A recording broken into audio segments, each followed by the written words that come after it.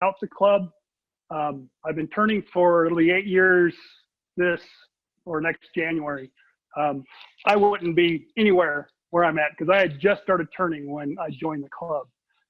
So it's the first thing I want to say is this club means a lot because it helps people like me get to where I'm at.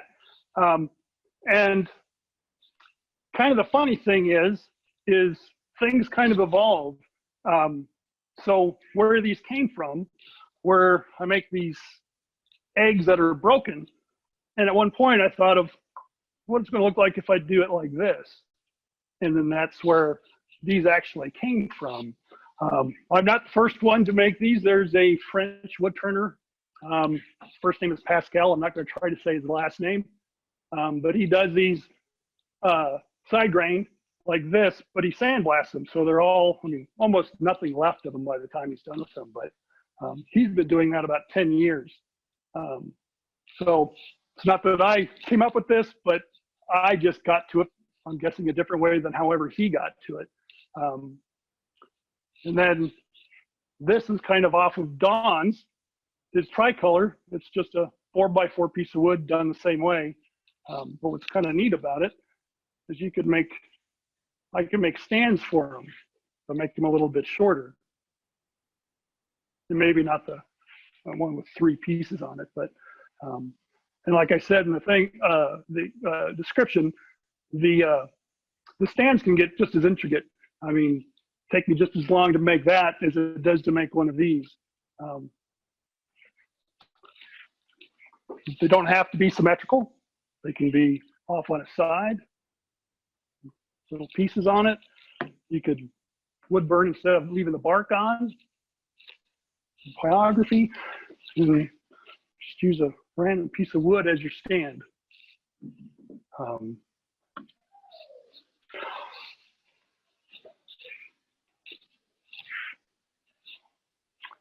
So generally, you just want a piece of whole log. You don't have to make it whole log because you don't have to leave the bark on it.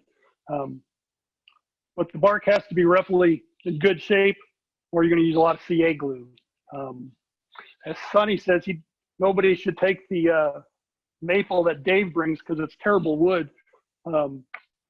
Locust is terrible wood to turn with. You don't want to use it. It doesn't cut well. The bark doesn't stay on. It's actually great wood. If you've never turned it, you should try and turn it, especially if you want to leave the bark on. I don't know if you went to the Christmas party last year, I turned an ornament. I meant to bring one that I made for my wife, and I forgot, but that's about the size you want to use if you're going to make an ornament. I love it. Thank you. Oh, who was that? That's Marty. Marty? Yeah, it's just, it doesn't have to be big, but you could make them as big as you want. We can go ahead and get started unless anybody has any questions about any of these. I generally just use a walnut finish and then buffed with the Beal system. Is generally what I use.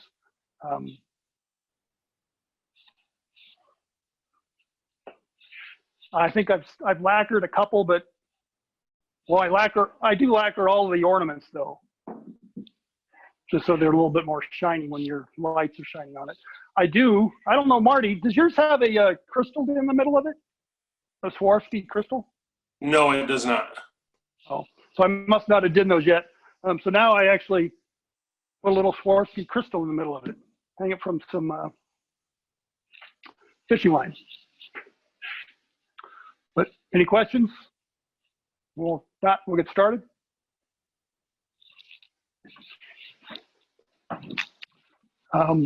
Like I said, Locust, I think, is great wood, especially for doing this. And we're just going to start off by in between centers.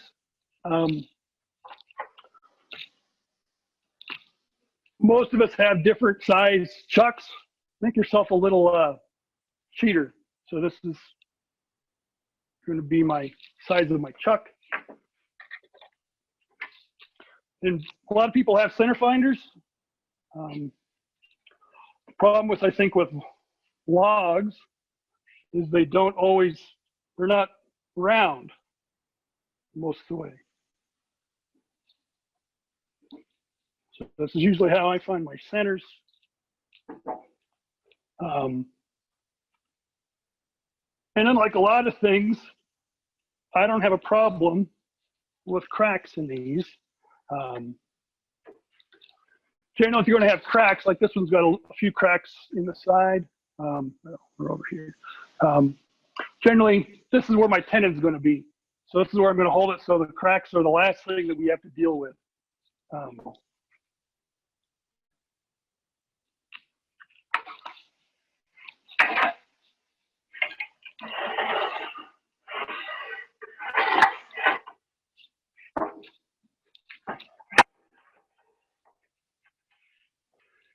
If you've never turned something with a natural edge on it, this is a good way to practice,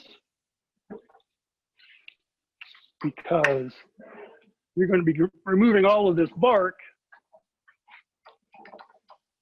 and it gives you all that stuff you're just going to take off.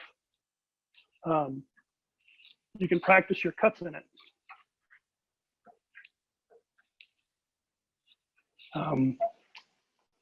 The more square your piece is at the beginning, the better. It makes it a little bit easier.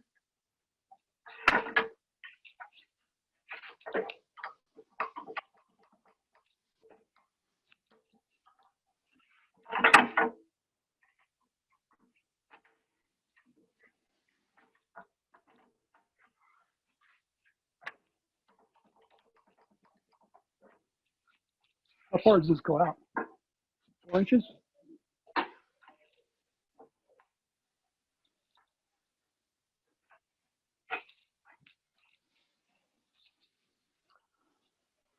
We don't do a whole lot between centers. Everybody talks about moving your tool rest when it's stopped. When I do natural edge stuff, I definitely stop the lathe, because it doesn't take much, and you'll knock off all that bark. You could do this with one tool if you really wanted to. Generally, I use 2 different size bowl gouges and a negative rake scraper. Does that mess up the sound any? Because I'm just going to have this on when while I'm taking the bark off. And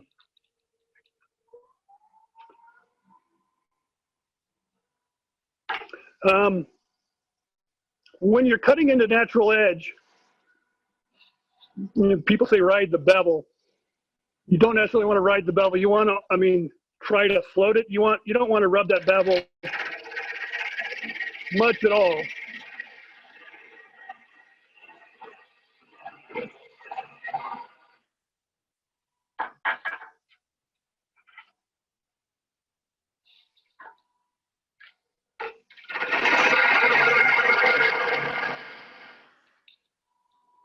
This is pretty dry, and for being a hardwood, it cuts really well. So I already set up my calipers or my dividers. I grind down this one end, so it's pretty round, so it's hard to catch it, because that's all that tool is used for, is for marking my tenons.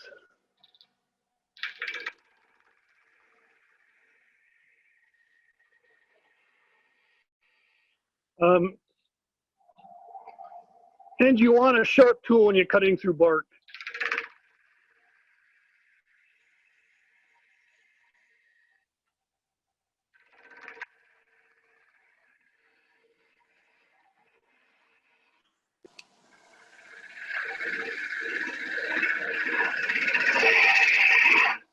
Hey, Mike, Yeah.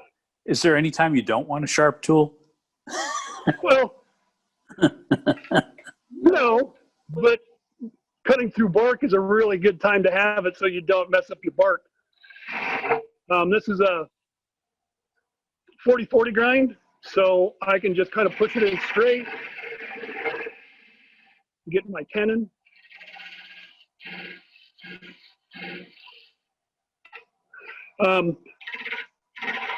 Now later on, I'm going to be pushing through all the way through with a Forstner bit. So if you have shallow jaws,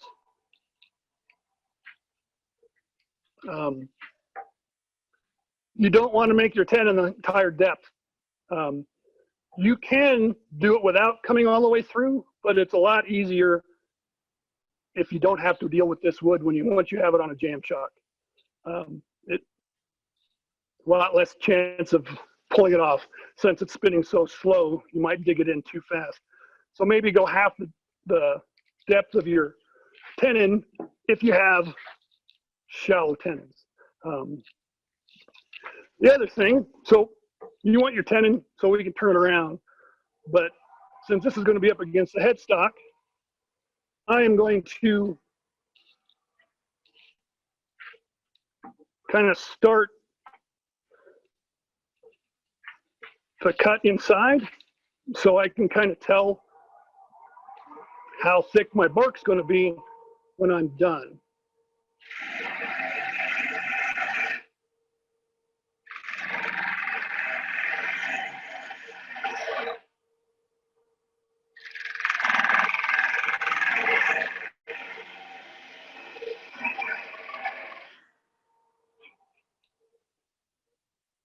So when you're going to do this, you just want to make sure you don't have any flat spots. There's a little bit there. One more, the famous one more cut.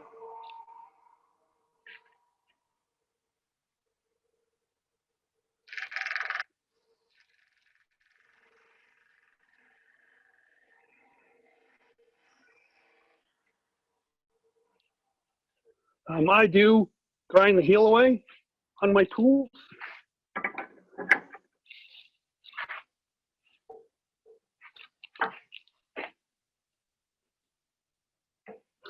Hope I don't break anybody's heart, but I'm not going to sand any tonight.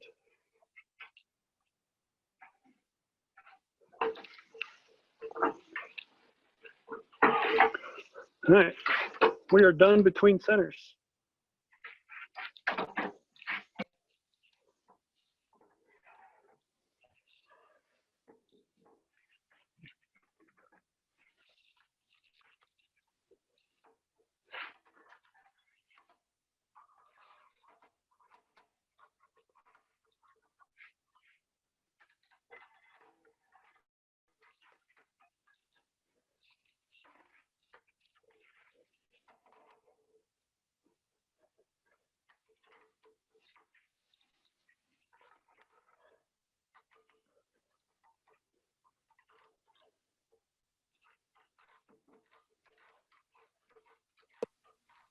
By the way, if you have any questions, feel free to put them into the chat, or else just unmute yourself and ask away. Just interrupt if you need to.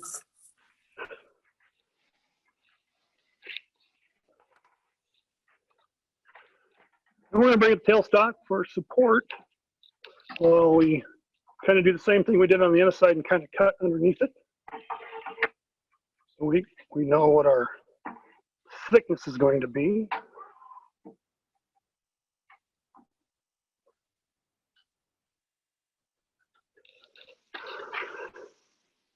It doesn't matter. No, we're not square on this side, which is fine. Depends on what you're looking for. It'll be a little bit. This side will stick out farther from the center than this side will.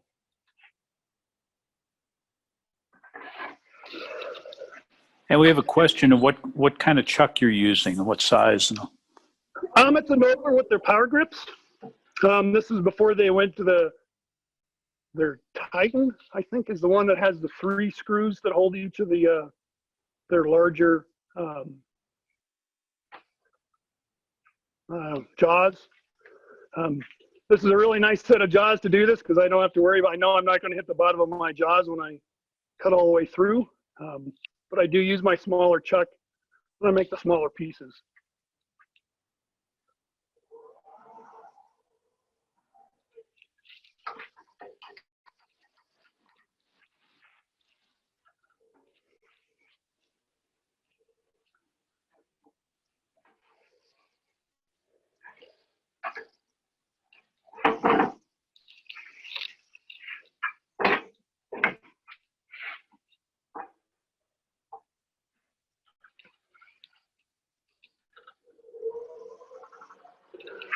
It's not sitting straight.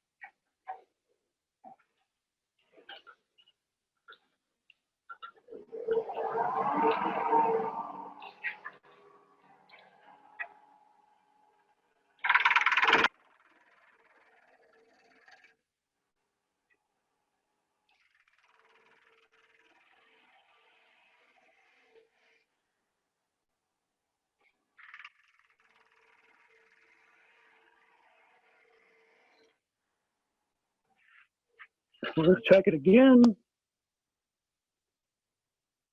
I got a little bit right here, so we gotta go in a little bit deeper.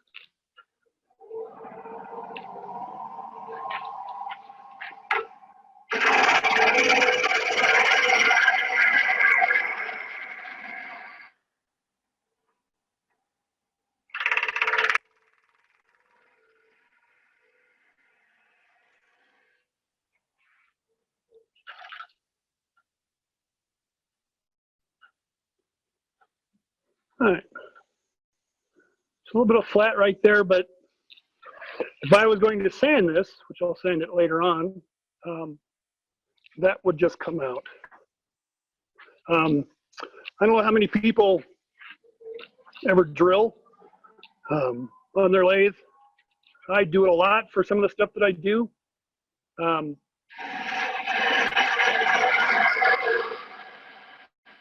And what I find, especially with Forstner bits, I want the teeth to contact first before any of this stuff does, because then it's going to try to get as centered as possible and not want to wobble around. Eventually it'll start to wobble just because the nature of wood.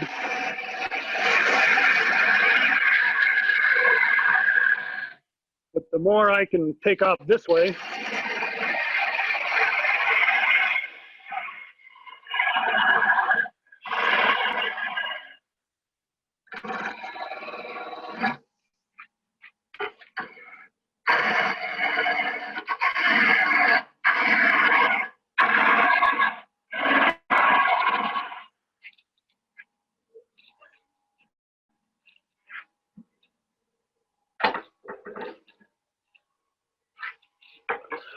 now we're going to get this all out of the way.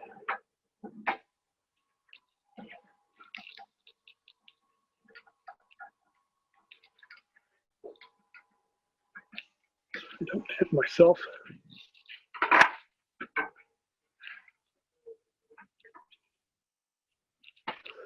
Get rid of this center piece.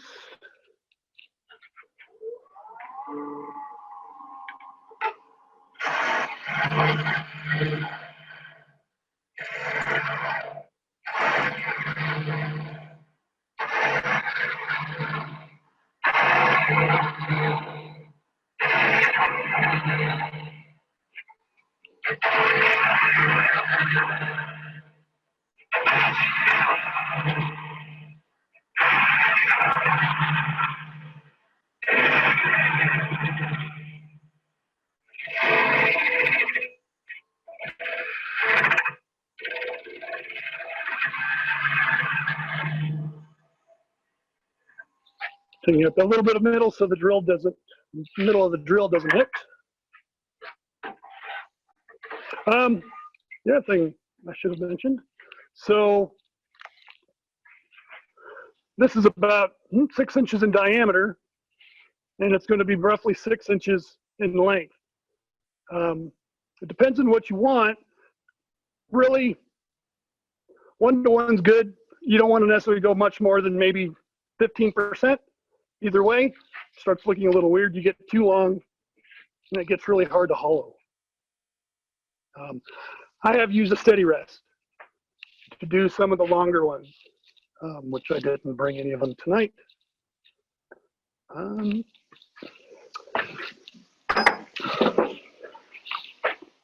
Oh, see, I did something a little bit out of. Glad I didn't start hollowing it yet.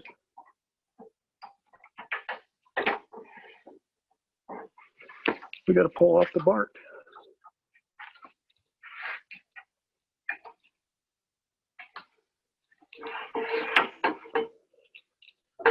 And this is the part where you can practice cutting into bark.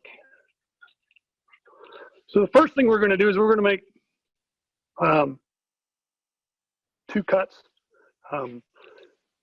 Try to make them pretty decent, because that way when we're taking out the middle stuff, if it starts to flake off, it doesn't pull off the bark on the side, because I have done that.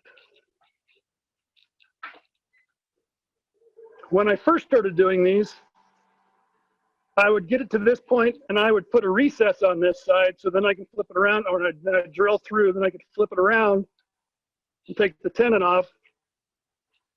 But I kind of figured that's not a necessary step. So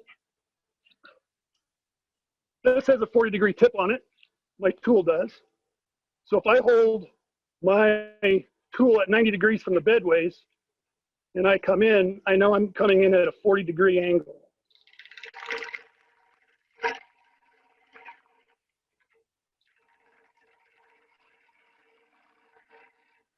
So it kind of gives me an idea of what I'm going to end up with.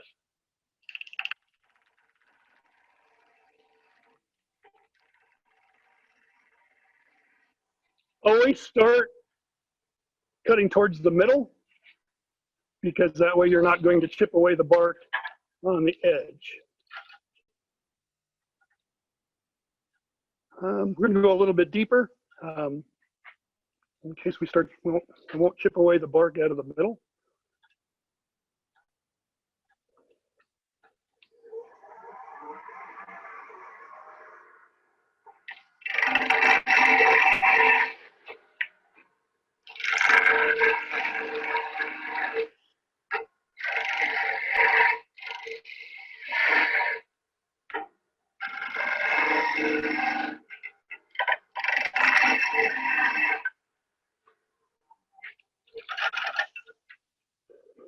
All right.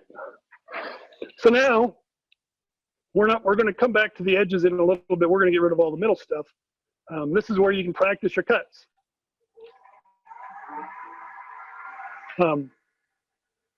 Speed's always nice, because if you have air gaps, they pass quicker, but you're putting a lot more stress on your bark. So your barking can flying off. So it's kind of you got to kind of find a happy medium. You can just sit there and practice your cuts, coming into different angles.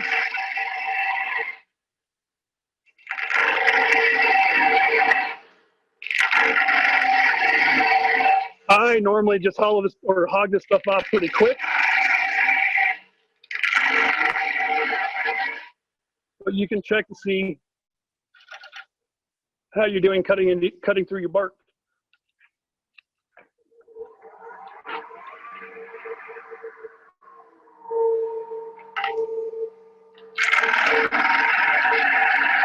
Most time I turn about 1200 RPM on the bigger pieces.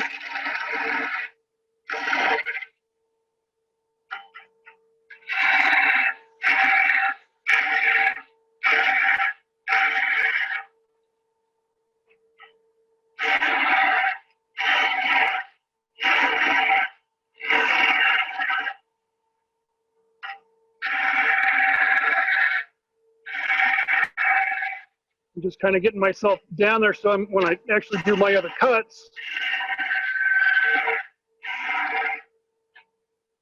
I don't have to hog so much off.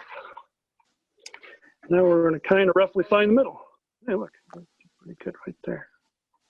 Hey, Mike, we have some comments about bark dulling your tools, which, if you want to talk Yes. about that. Or...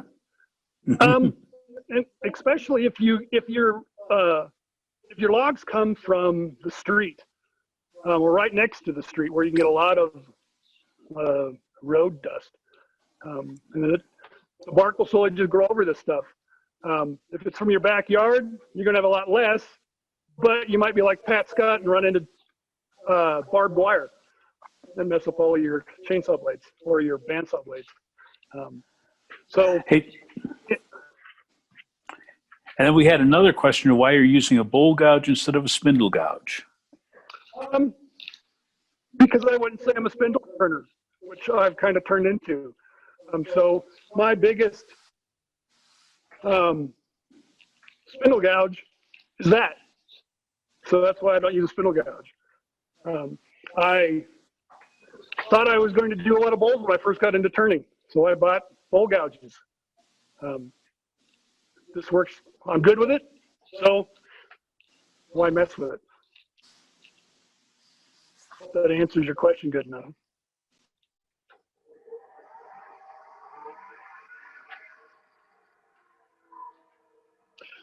So now we're going to come up and get our ending dimensions on our bark.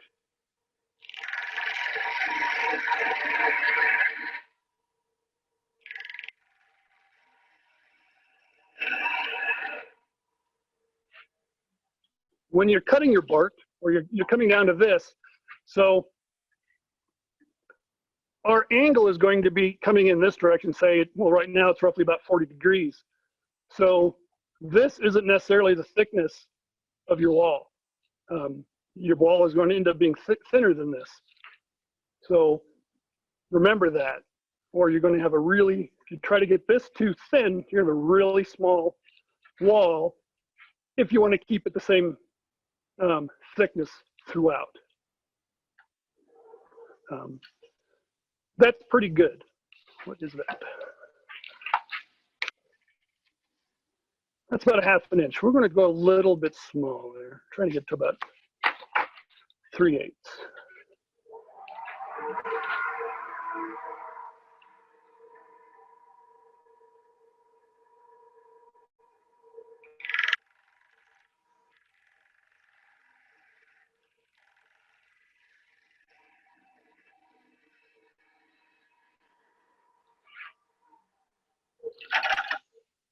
All right, that looks good.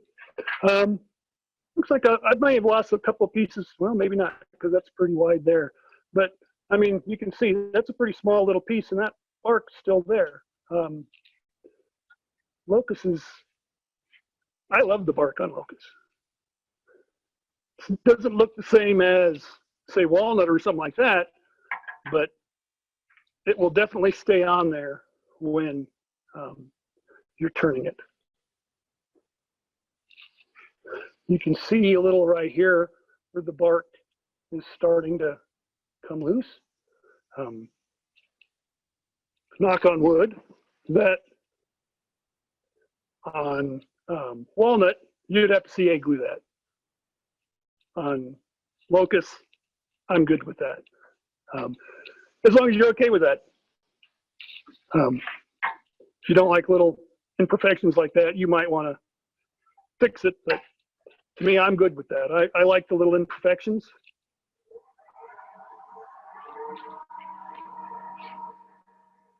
Now the fun, trying to make this side match the other side.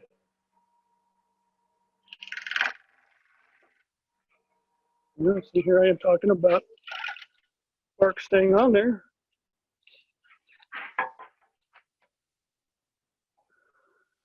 That piece looked like it all came off in one piece, didn't it? Or did it break up? No, it did.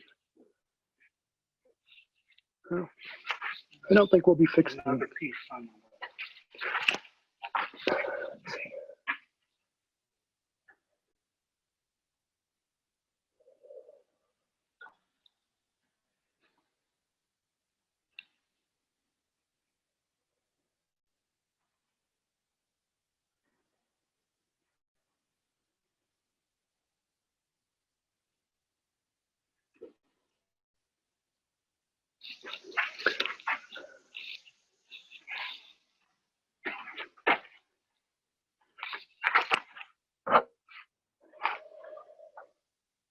well,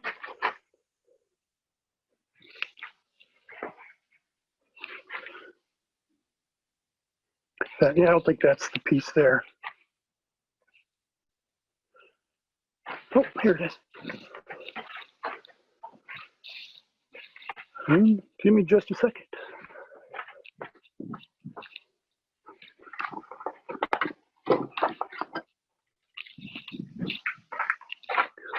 When I use walnut, I do use a lot of CA glue.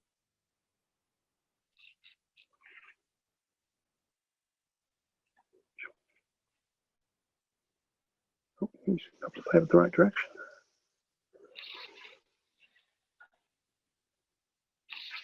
Bit of puzzle work.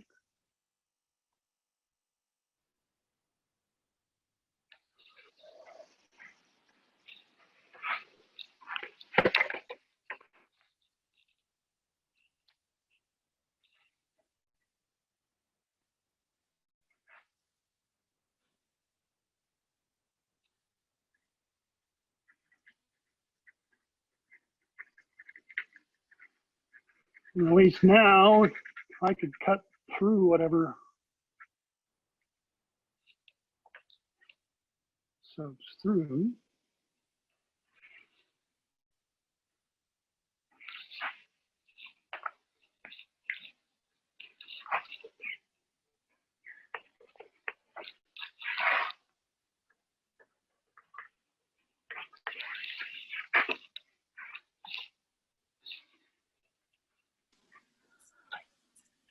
What thickness of CA glue are you using? This is their medium. I use the medium and I use thin. When you're dealing with, say, walnut, I like the thin because you can, what I would do is once you kind of get to this point, you would pull this off the lathe and let the glue kind of capillary down through the cambium layer.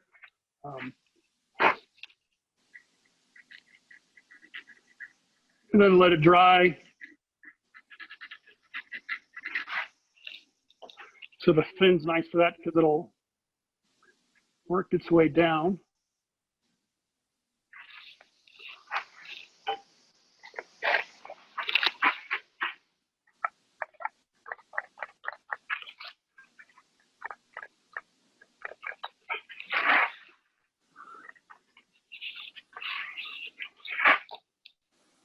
Okay.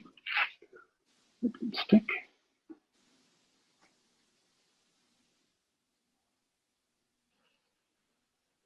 See, I was right. You don't want to use Locust.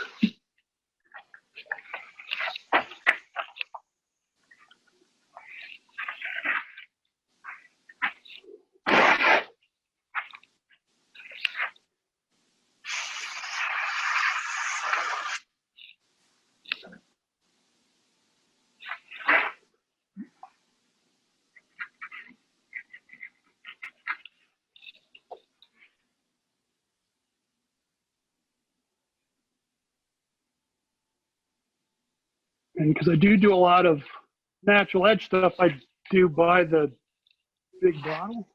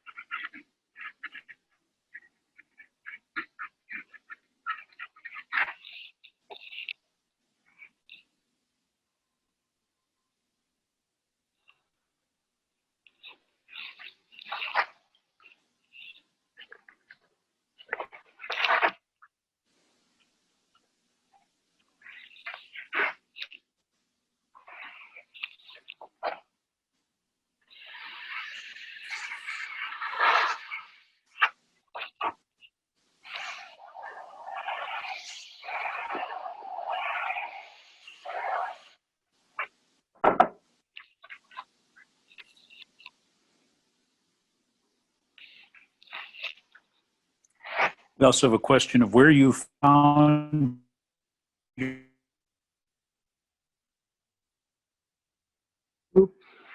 broke up there, Don.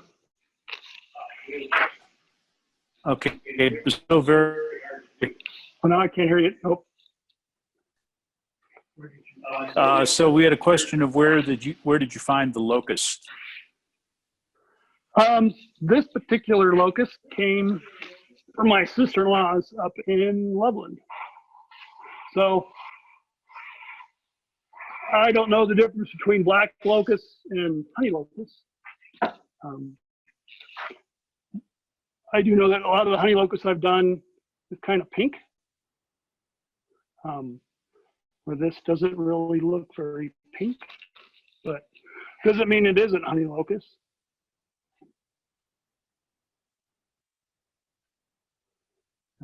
Just a little more touch up before we turn this on. And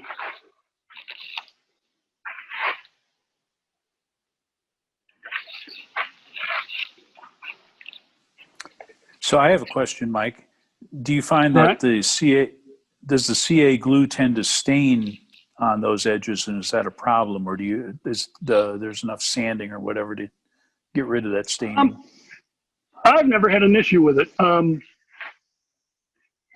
Usually, but before I get to the finish, for the finishing part of it, if I've got to put CA glue on it, it's pretty early in the process, so I don't have too big of a problem. I'm cutting away most of that stuff that's got the CA glue that's got down into the tubes.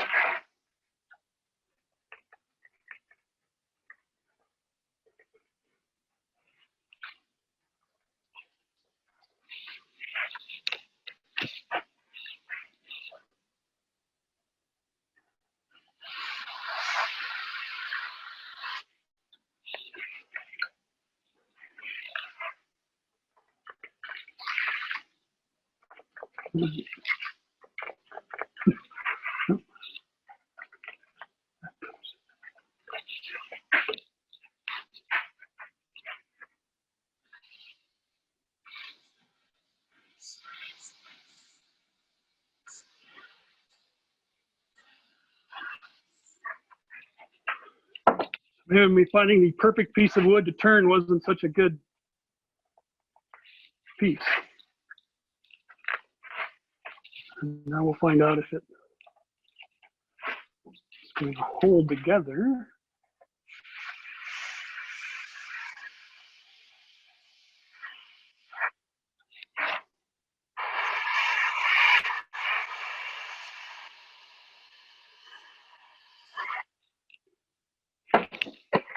And we'll stand out of the way.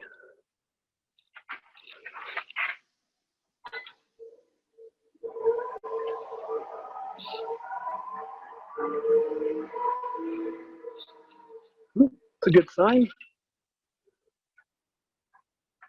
I think.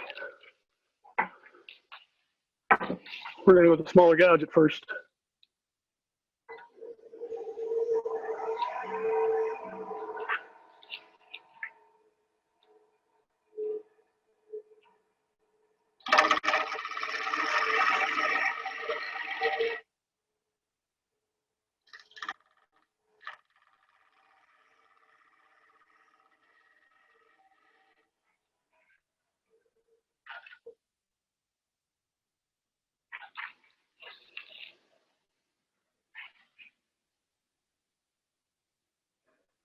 Got to go a little bit thinner.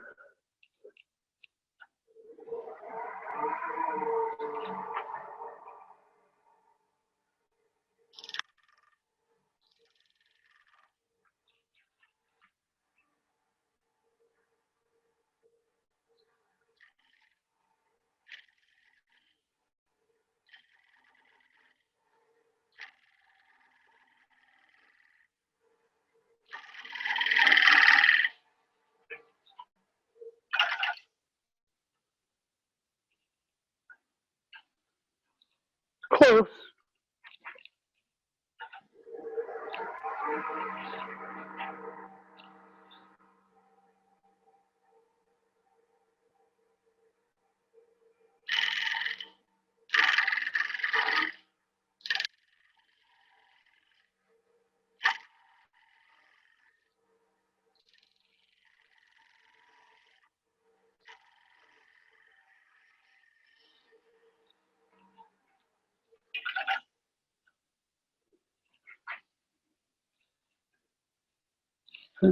Still a little bit more.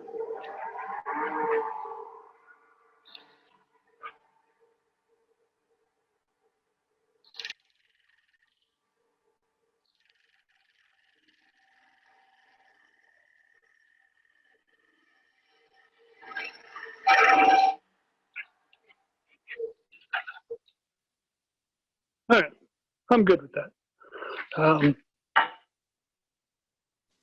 We also had a question of, are you using the compressed air to help cure the CA? Not necessarily cure it, but to make sure it's dry, that it's actually cured. I hate to turn it on and have CA glue come flying at me. So it's really more to kind of, it'll tell me if it's all cured or if I have to spray some more on it. All right. Now we're going to hog out in the middle. And we already marked it. We know that this line here is my center point.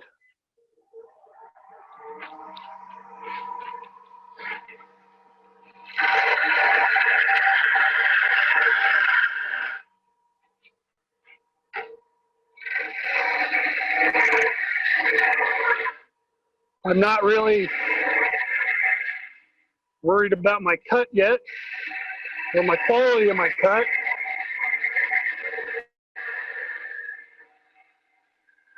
Just trying to refine my shape.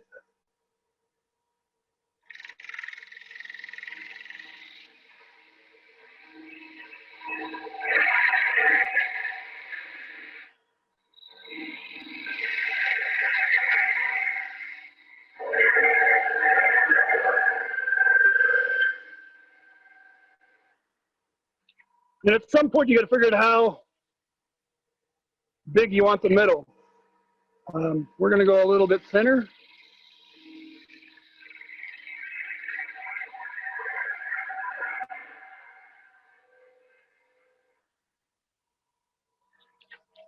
a pretty decent curve.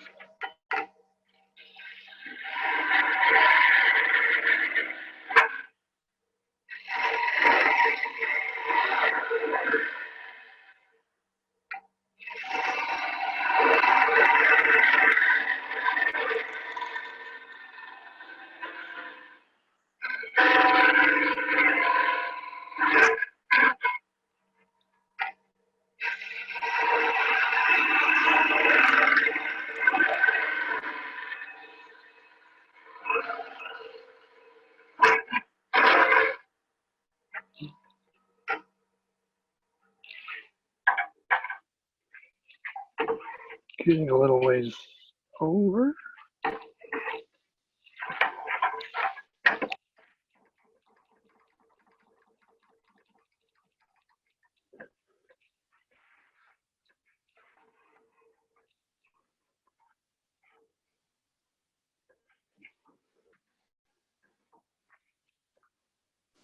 We had another question which you kind of addressed about would it be a good idea to saturate with thin CA before you started, and I think you said that you did that with walnut, but you didn't normally do that with locust?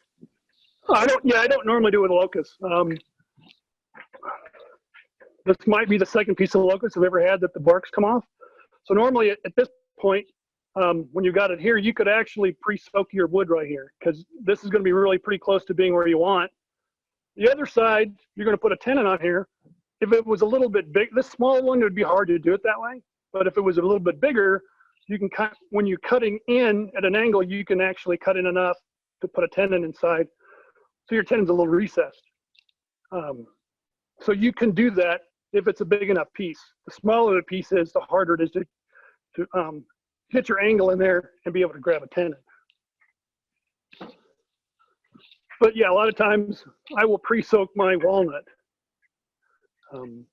before I start cutting.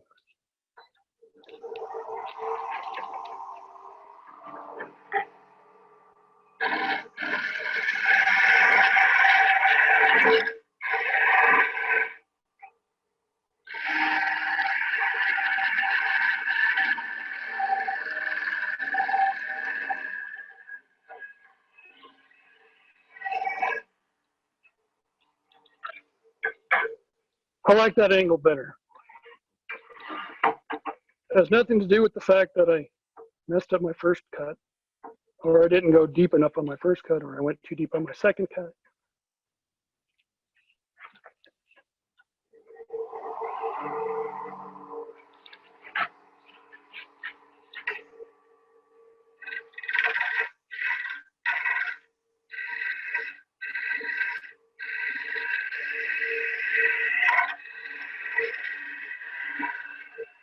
I'm getting close to where I want to be, so now I got to be a little bit more careful about not chipping out when I get to my line.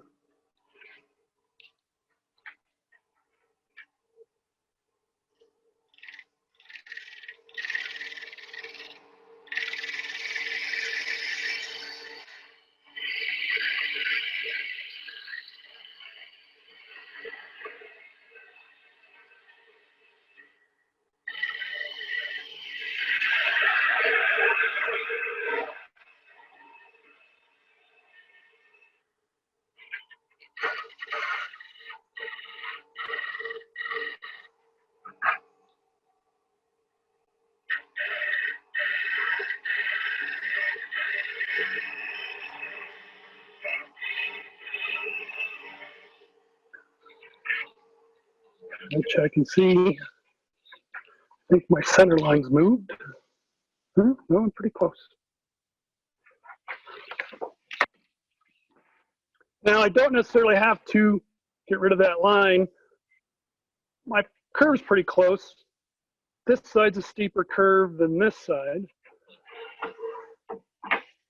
So I'm going to go back to this side and try to do a little bit of touch up without messing up the depth of the middle.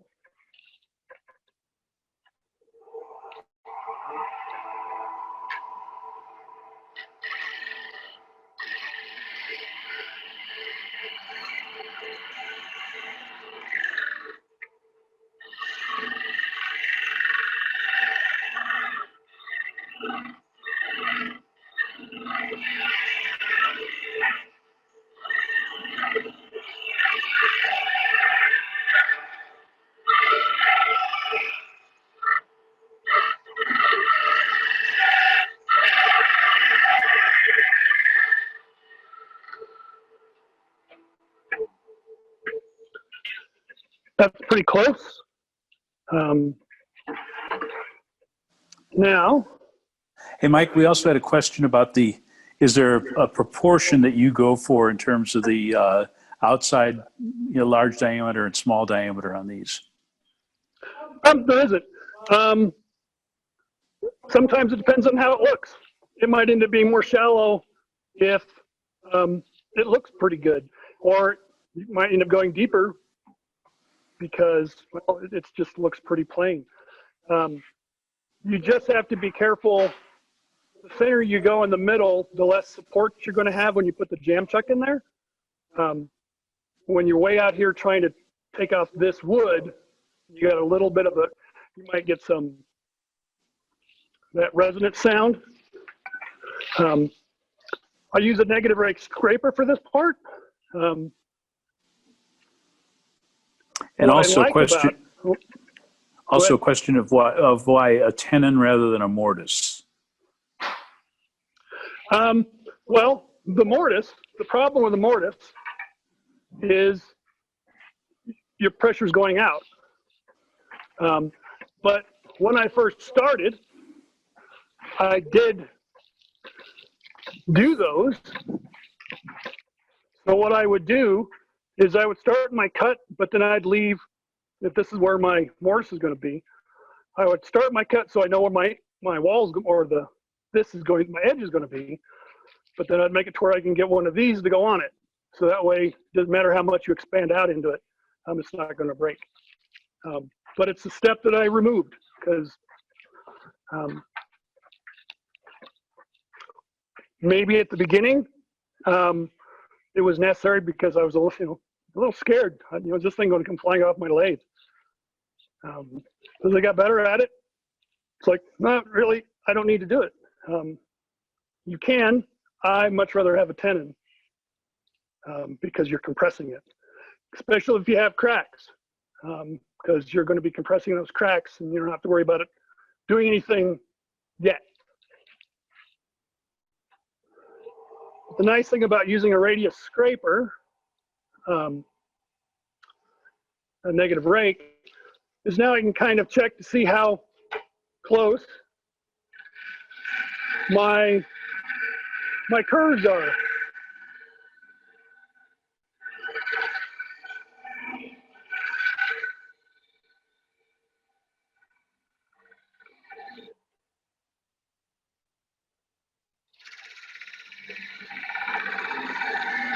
I try not to scrape my bark.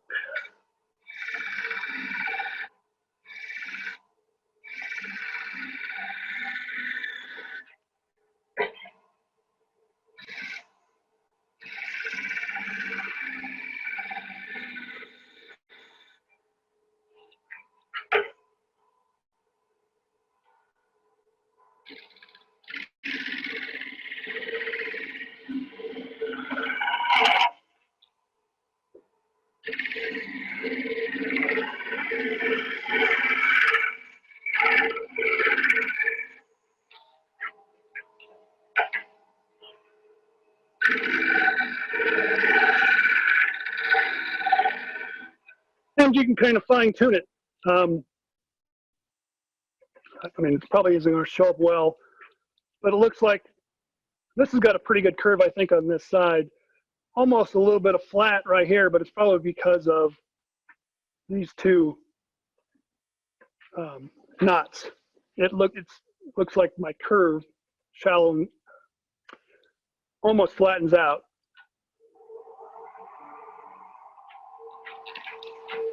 So we can kind of play with that.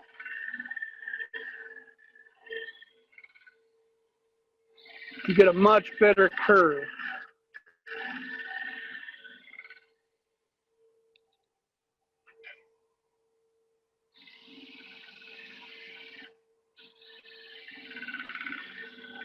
And since it's a negative rake scraper, I'm not doing a whole lot to it.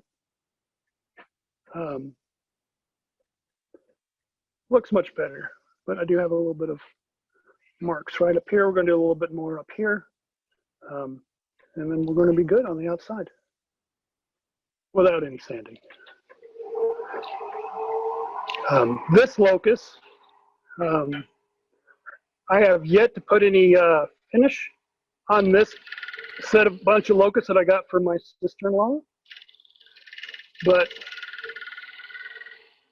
I think it's going to look amazing.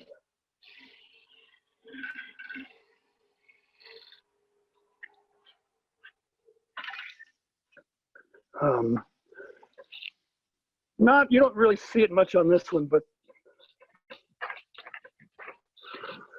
this piece is part of the same branch. You can see those streaks in there. I think it's just going to look amazing when it has some almond oil and then buff. I would now go to the point of sanding this, but we're not going to do that. But it looks smooth. When you want to look at your curve, you want to find something that is a solid color. Like I'm looking at part of that table, so that way it makes it much easier to see a curve. If you have something that's got multiple different shades or whatever, when you're looking at the curve, it kind of messes it up. But that's a pretty good curve. I think this side still looks a little bit steeper than that side. But when you're done, most people aren't going to know.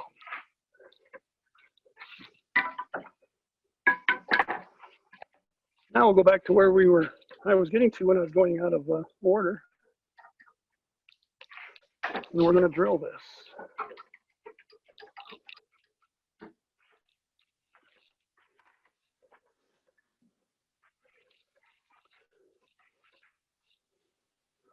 I don't go all the way through yet. So I need to go to about the middle of my chuck to the edge of this. These aren't expensive Forstner bits. I do sharpen my Forstner bits. These are pretty old. I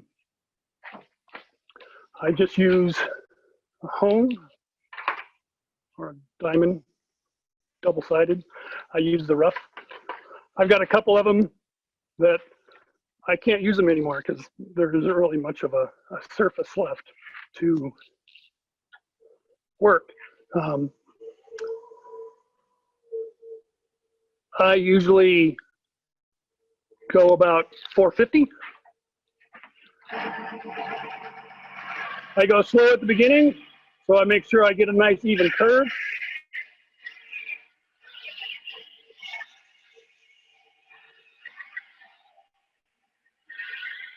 Maybe I should have went to the low speed.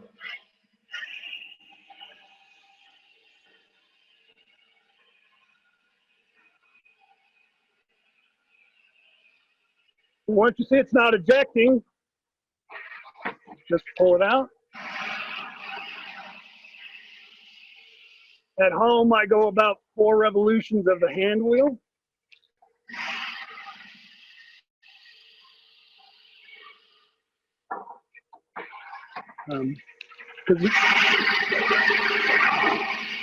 I don't know how many other people would know if I talked about feed and speed. There is an optimal speed to feed a drill bit. I couldn't tell you what that is. But the closer you get to that, the chips help get rid of the heat.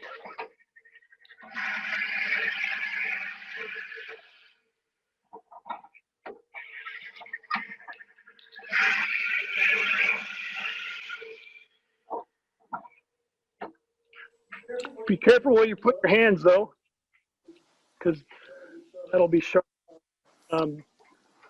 Mike, I think somebody noticed the smoke coming out of there and mentioned that there's a statewide fire ban. Yeah, I don't think that's smoke. I think it was really steam. And what size Forstner bit are you using is the question, too. This particular one is big enough that my chuck can follow it. This is what I'm going to start with. And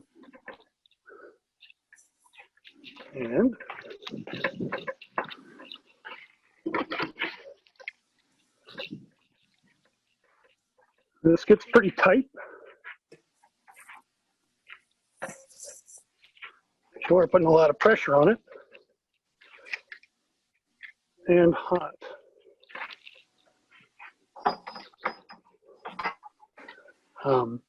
This is the biggest one I brought. So the biggest thing you want to keep an eye on is if you find your outside dimension and you check that with your, so I could definitely go a bigger. I didn't bring my bigger ones. I think I have a 4-inch Forstner bit at home. That was for doing birdhouses back in the day. Problem is I bought that before I figured out my lathe would not turn the piece of wood cutting it. Oh, this is my big one. When I do this at home, my air compressor, I have a little holder that holds a little knob that I can turn on, so it's constantly blowing air in there. Because does get warm, but here I can't do that. This one isn't that much bigger.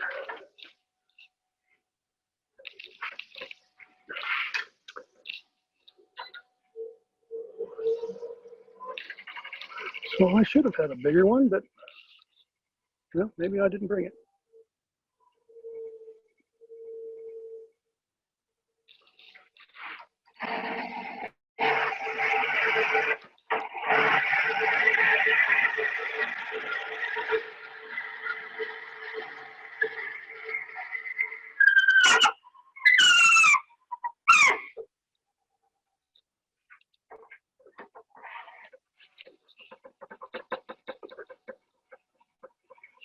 Well, I thought this was quite a bit drier than it is. But I find it's when you get that, when your wood's not necessarily all that dry. You heat up that wood, the moisture in it expands.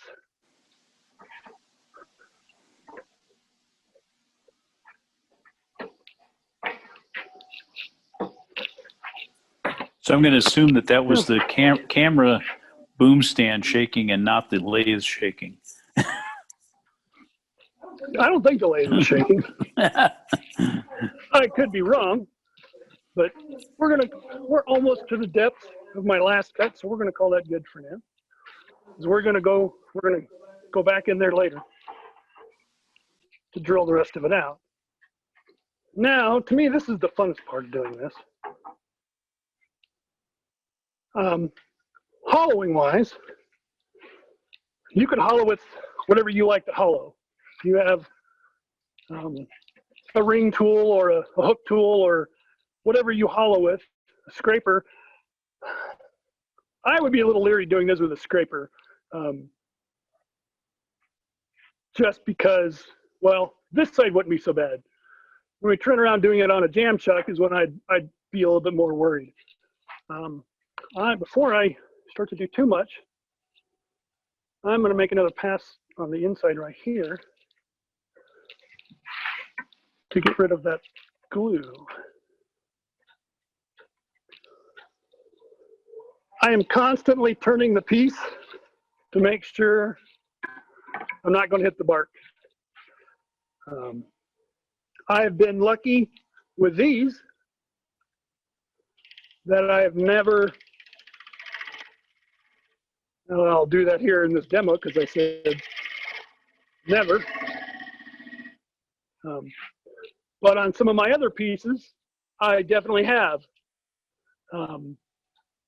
moved the tool rest or left the tool rest in one place when I had to move the piece and messed up my bark.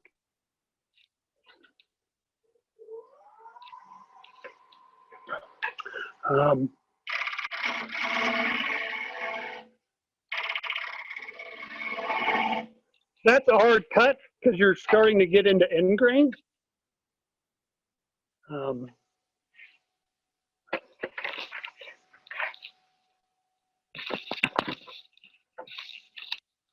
I still got this right there.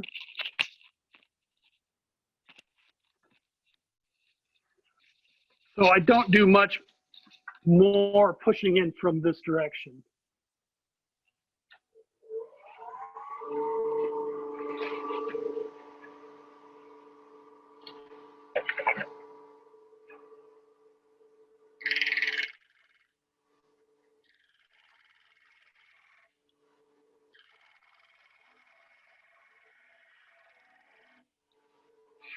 And when you do cut in this direction, you want your gouge almost closed.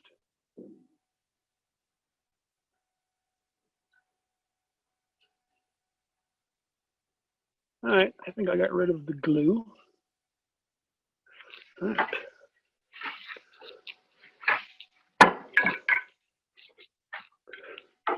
To me, this is where the fun is.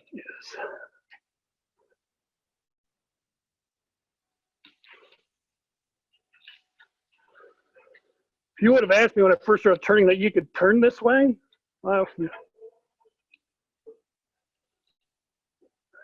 in my drill hole.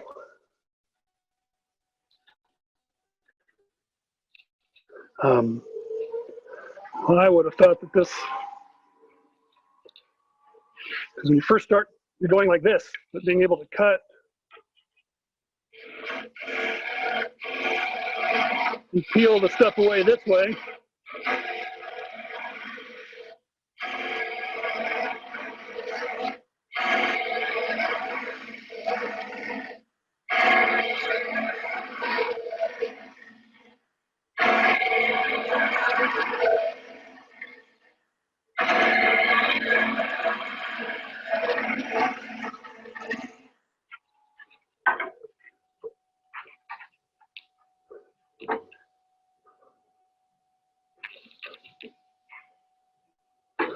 And I'm constantly making sure that you're trying to make sure that you're not rubbing anywhere, but you want to be as close as you can get and still have support when you bring your tool inside to start cutting.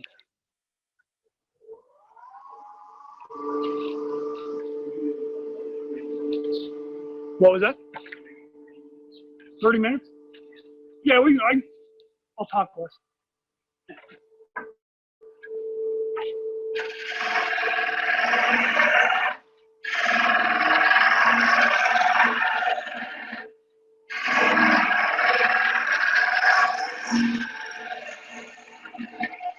I would definitely take shallower cuts until you get going and used to this.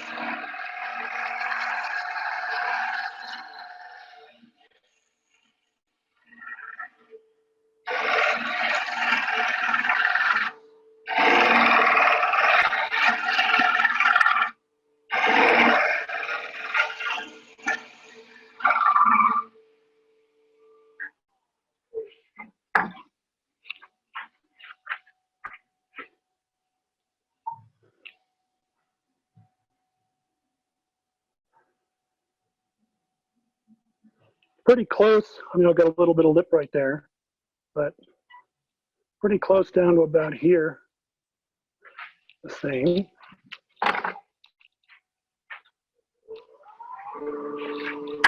But before we go any deeper, we're going to work on this edge. And at this point, I'm trying to get my tool up higher so I'm not running even, but it's more of a shear scrape.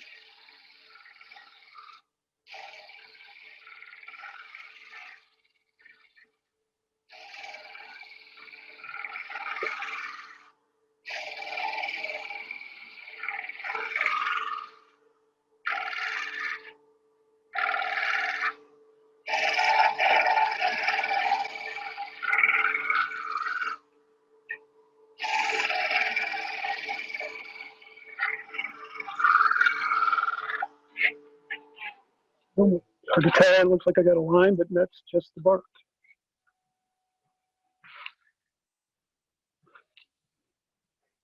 I am pretty good until where my cuts started. All right. Cuts began. Let's move it in.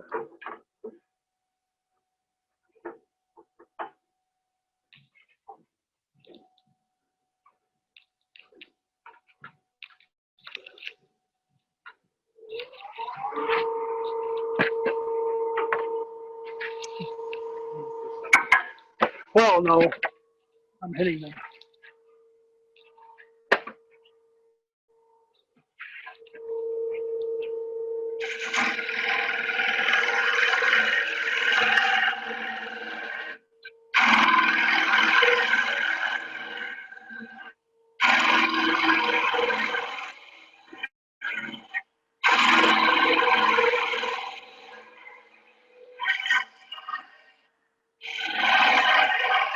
I do kind of take it in sections.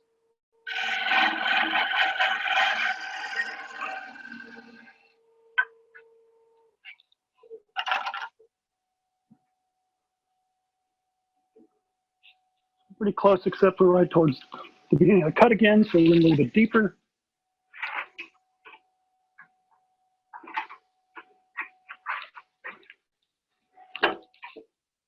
This is where it starts getting tricky because now you're playing with how far can I get my tool rest in this direction and that direction so you get as much support as possible.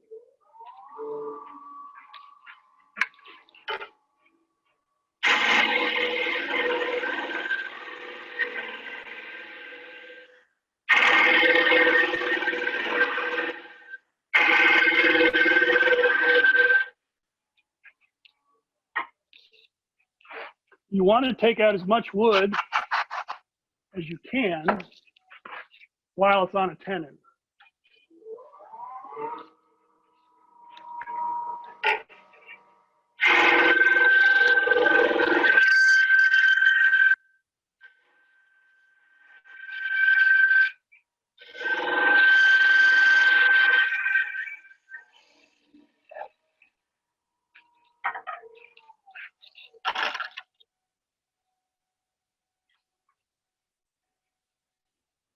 close.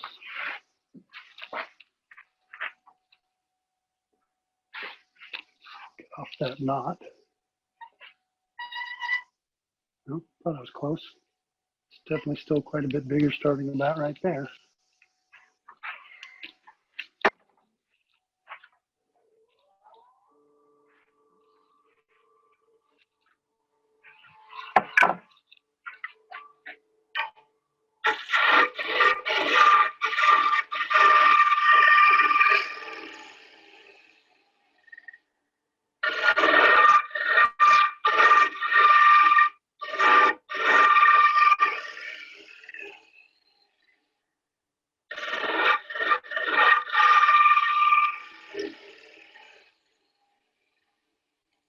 Kind of like with the tri-corner bowls, you want to stay on this side of the tool rest. Much closer.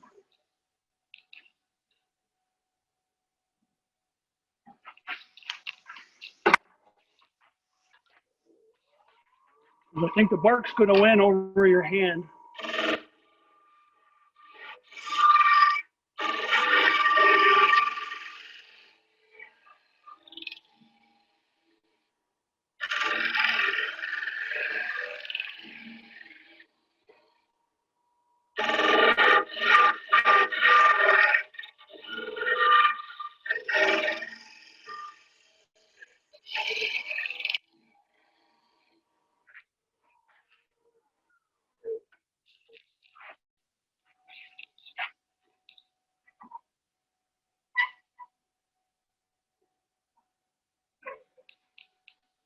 And we're going to go for that one last final cut.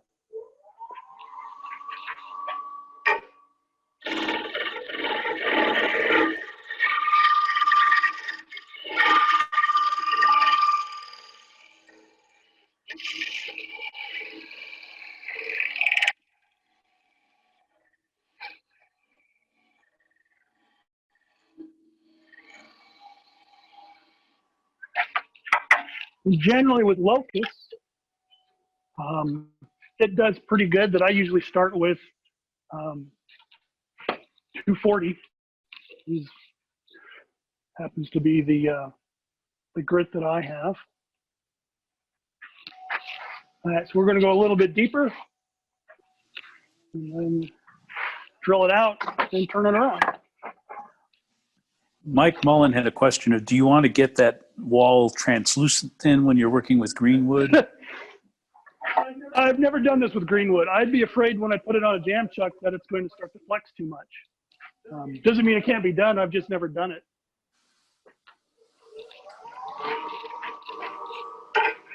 Plus, green wood's hard to keep the bark on.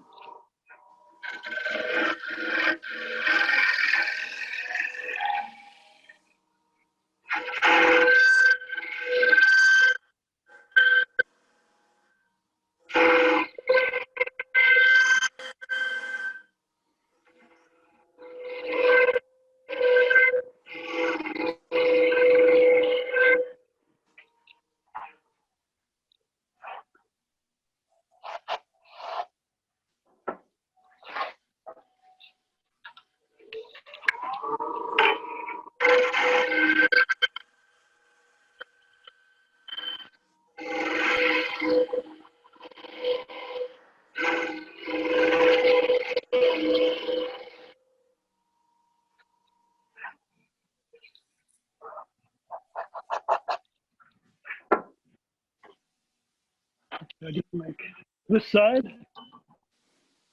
Oh no, we're good. I try to start that curve going the other way, because inevitably I'll end up with a little hump right in the middle, and then you're stuck with turning it around again, and then you might have to turn it around again.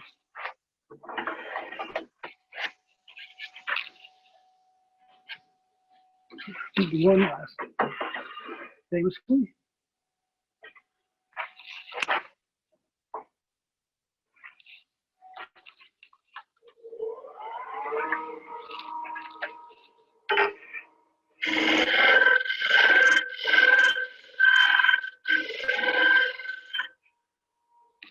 couple lines in there.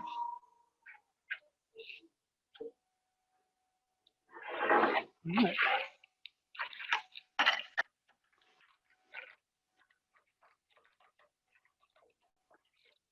Oh, ahead of myself. Yeah, we're going to drill through the bottom of it. It wouldn't be the first time I've taken it all the way off.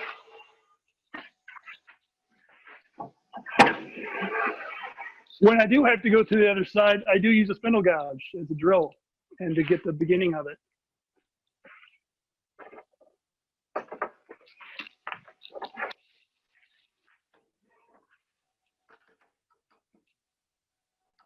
Oh, I did what you asked me not to do.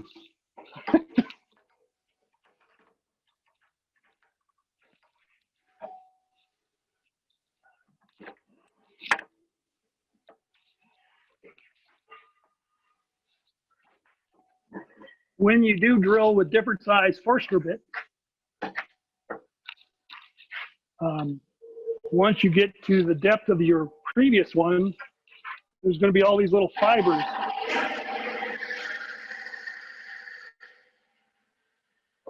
That you do need to stop and get rid of, because it's really hard to push through that.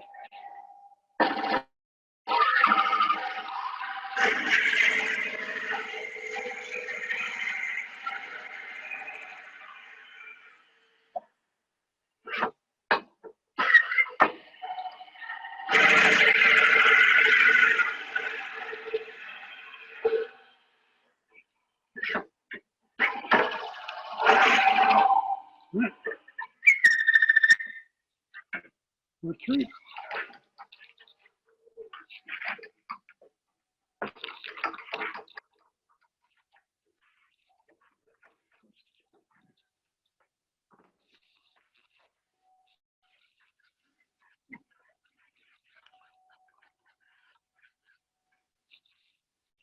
Now we can take it off.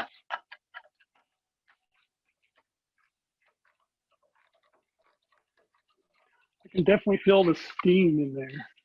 I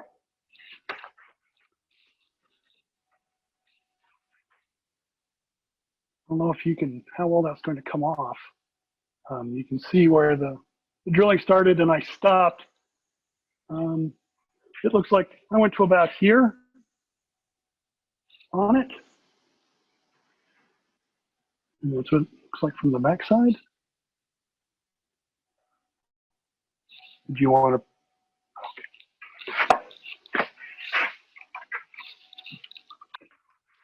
So my jam chucks, it's pretty, I mean, it's a jam chuck. It's just long and narrow.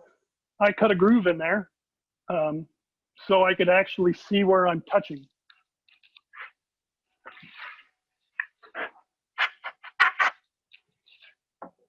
I guess you're not going to want that groove too big so you don't change the diameter of the chuck while you're doing it.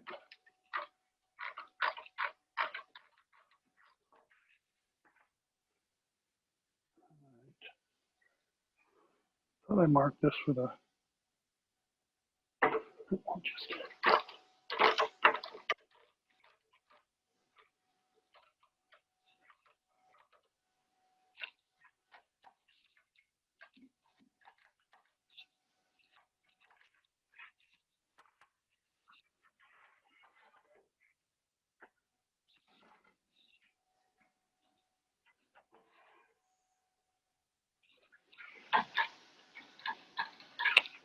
And we're gonna, first thing, make sure we're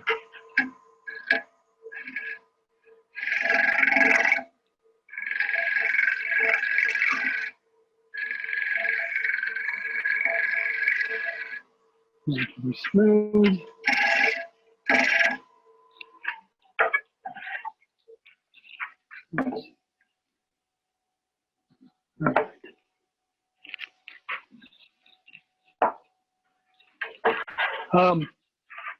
I generally want the chuck to be as close to, I don't want it to be on the actual bark, but as close to the bark as I can get.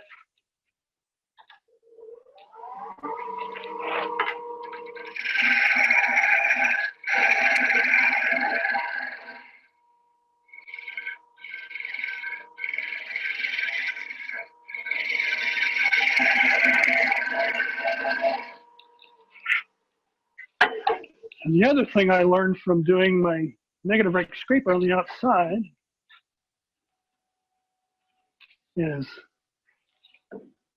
I will do it for my final cuts on my jam chuck.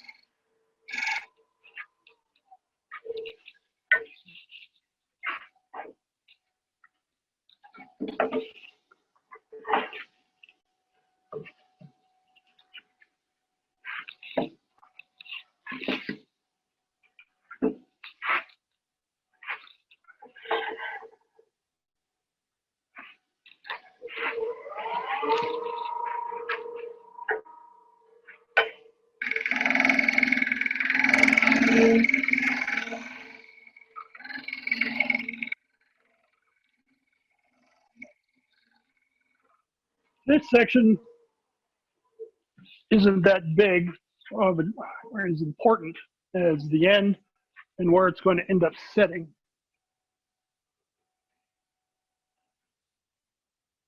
We still have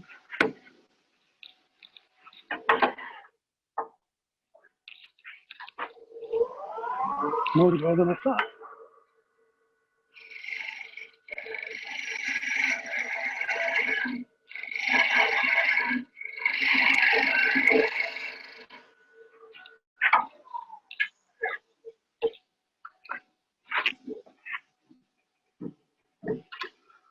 All right.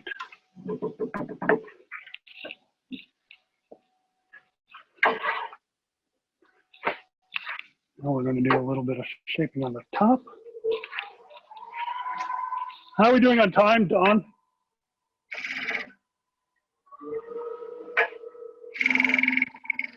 10, 15 minutes, is that going to work? Yeah.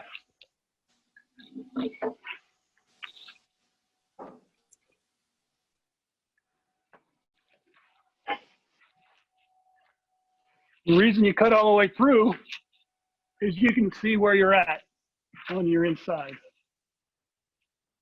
I am going to take a little bit off of the end.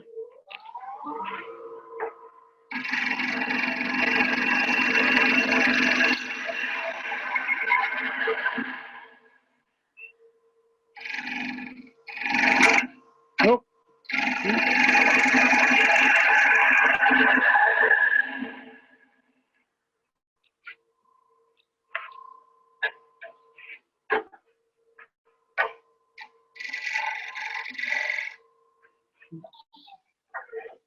I messed up too much.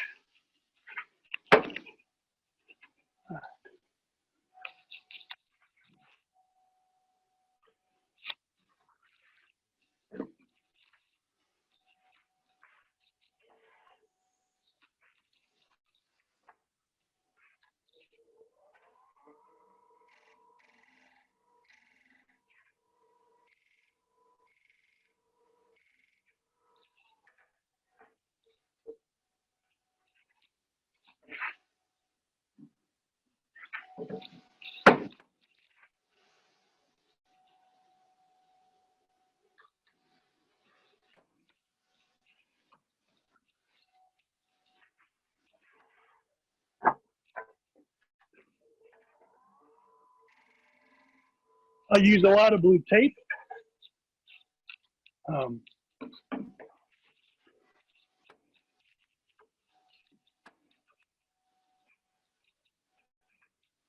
I make sure it's on there good and snug.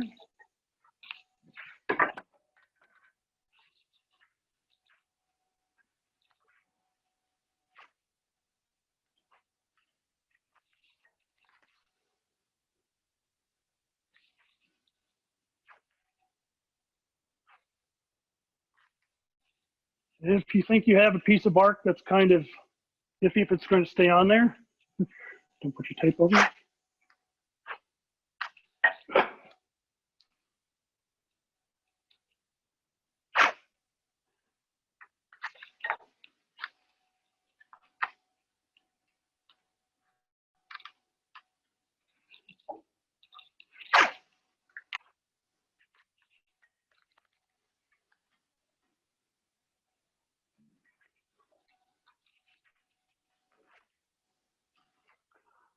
I don't know how much the blue tape helps it stay on there tight, but I have knocked a couple loose and the blue tape keeps it from spinning all the way off.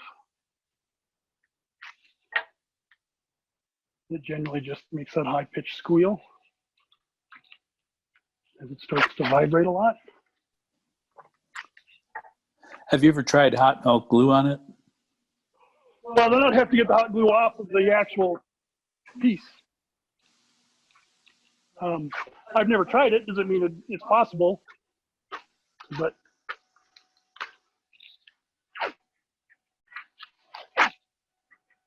so then the last one you want to do is where it's just past the bark, because you want your jam chuck a little bit smaller diameter than your bark is. So now I can be putting a little bit of pressure on that blue tape to help get it or keep it from wanting to loosen up.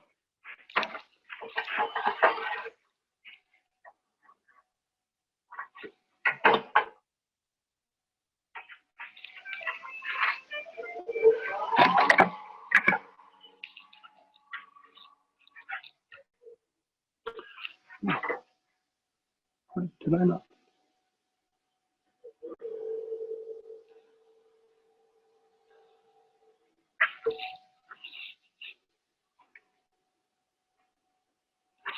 No, it's not hurt.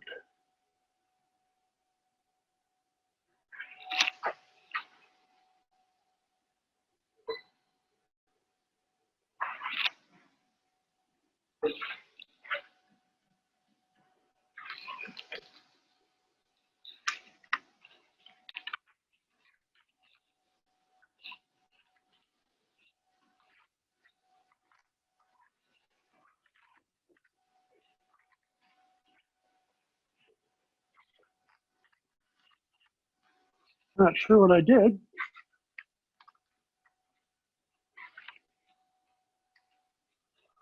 I've got an insert for my tailstock that I can actually leave it still on a chuck and press it on there. Not sure where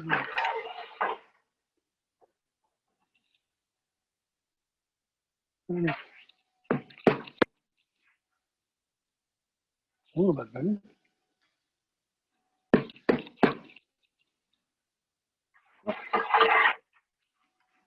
I'm going to go with it.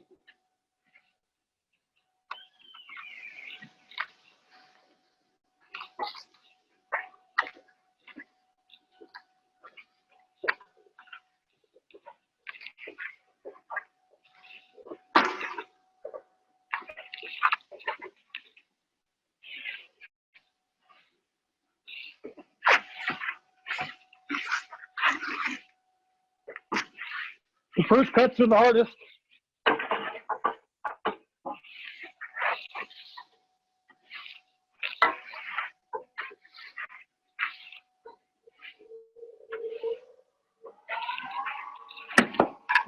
Just take light cuts at the beginning.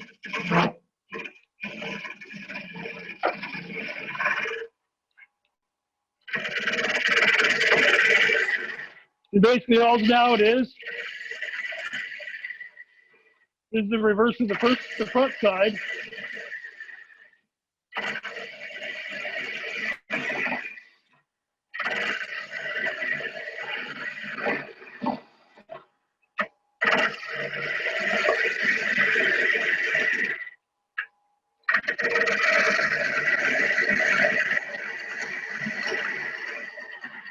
If you don't want to cut all the way through, this is something you have to deal with to get it. But at some point, it's going to want to pop out and catch. But if you do it that way, you could bring up your tailstock and hollow out some of this inside here, or this outside part.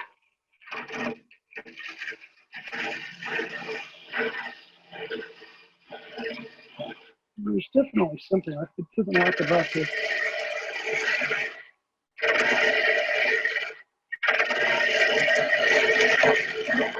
My jam chuck.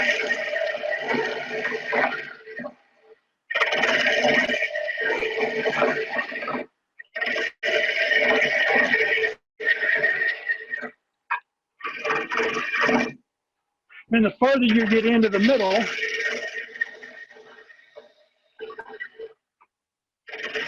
the bigger your cuts can get, because you're closer to your jam chuck.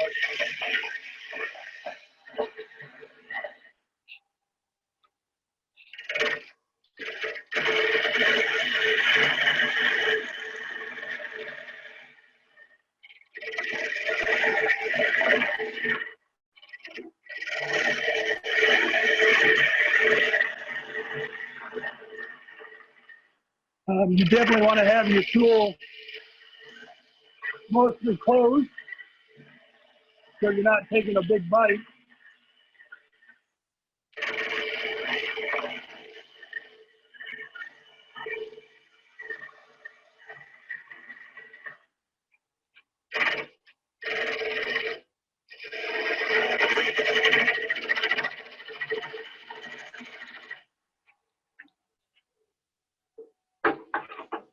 Are we about done, Don?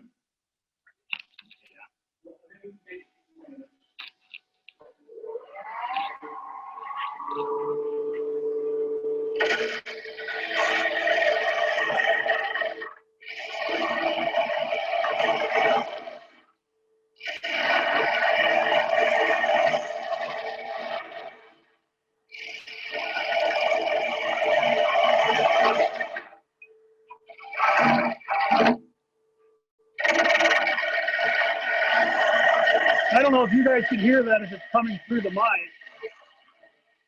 There's definitely a sound when I try to cut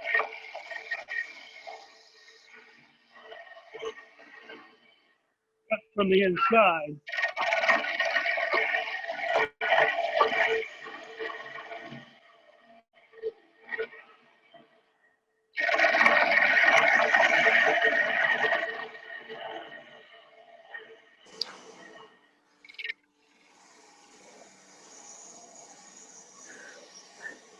Between the built-in noise suppression in Zoom and the noise suppression in my microphone, I don't think they're hearing much of that noise.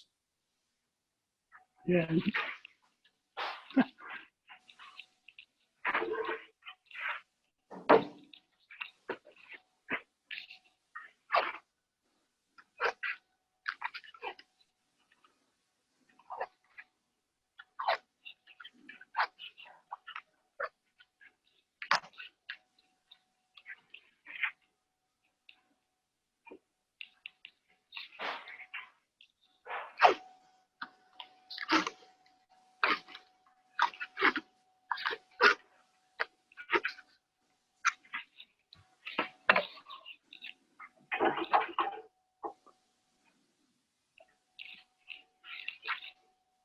So we got to a certain point. Now we're going to want to try to get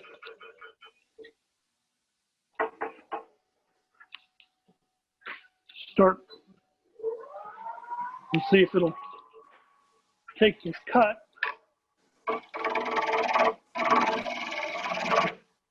It doesn't want to take that cut.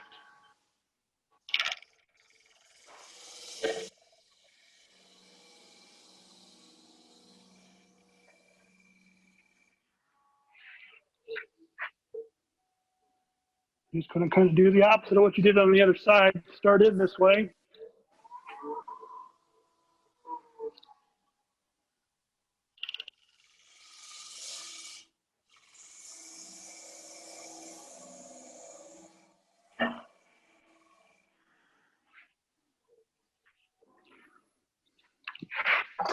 Until you get close to what you want.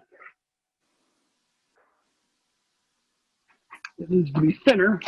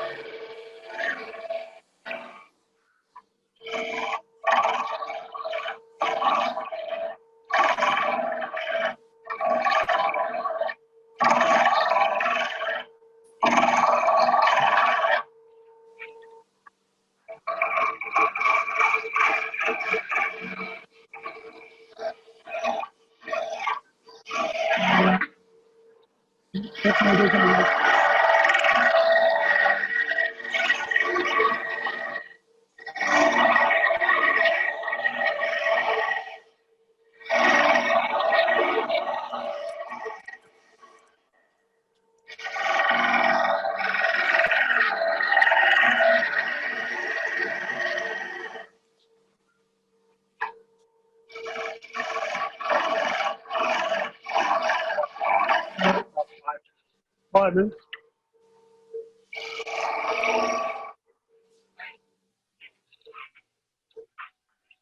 So with it on here, oh, I lost Mark.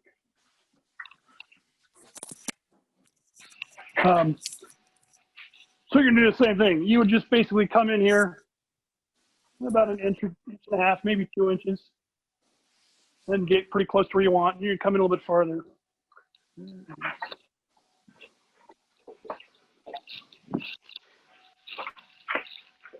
And then eventually you're going to get down to the middle where your jam chuck is, and you're just going to try to blend that in. You will do it right. It looks like that. If you don't do it right, I don't know if you can see that. There's a little ridge right here, which, you know, you could say, well, that's what I wanted. If you're close to the middle, which this one isn't close to the middle, but this one was starting to crack really bad, so I didn't bother turning it around, and it was really kind of a test.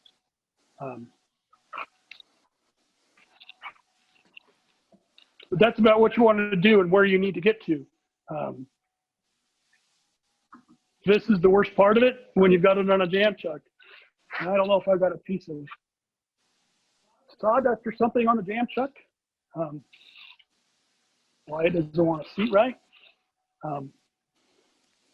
Now at this point, if your bark comes off, you can just do this.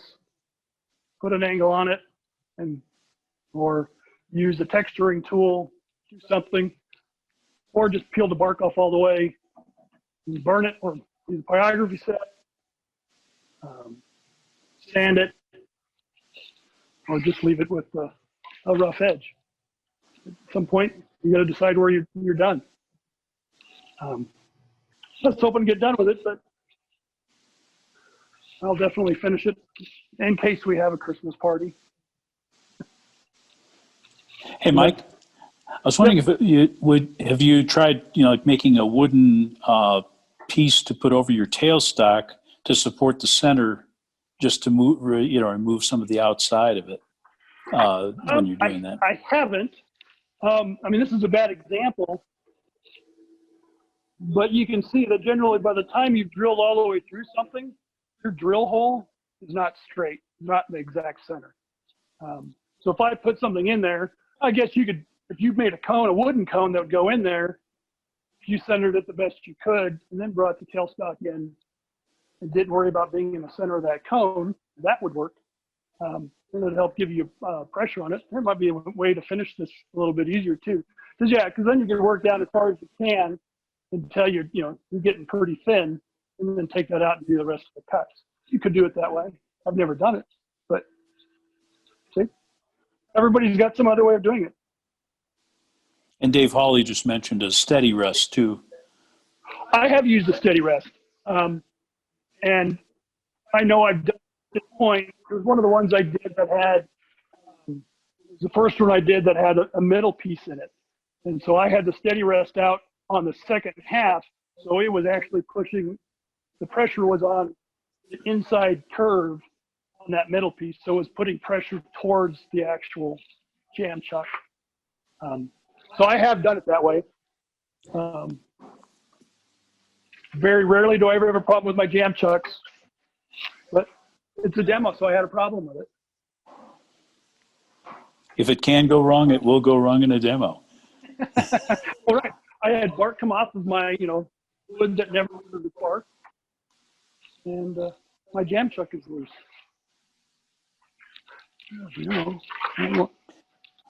So we probably should wrap up for now because Right. I think Rockler's been closed for 3 hours.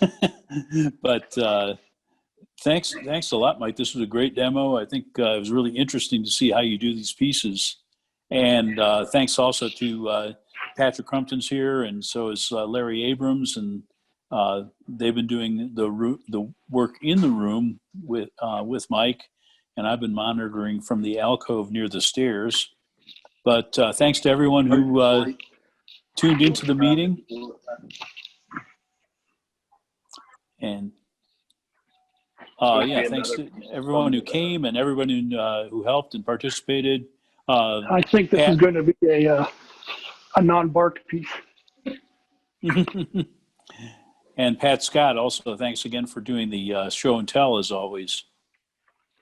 Oh, there it is. So our next meeting next month, the first Tuesday, I think, is that October 3rd or October 4th? Actually, I don't know. So, the first Tuesday of the month, I'll send out the notice, but we'll be doing Cindy Drozda from her shop. And and then I believe we'll have Sam Angelo for November. So Really? So that's our slate for the rest of the year. We're trying to see what we can do about a holiday party, or at least maybe even an online auction or something. But we'll keep you posted as events warrant. As everyone knows, there's a lot of uncertainty right now. We're not really sure what's happening, when we'll get back to live meetings and when we'll get back to all of that good stuff. I know there was a comment earlier about missing the camaraderie of the meetings, and that certainly is true for all of us. But we're doing our best, and hang in there, and everybody stay safe and healthy. And I think I'll end the meeting here. If any comments anybody wants to say before we sign off? A lot of things in the chat. You're welcome. I wish you would have turned out a little bit better. We're finished. All good. Nice We got job, the guys. idea. Yeah, lots of Great demo. thanks. Thank you. Okay, so I'm going to sign us all off now, and see you guys next month.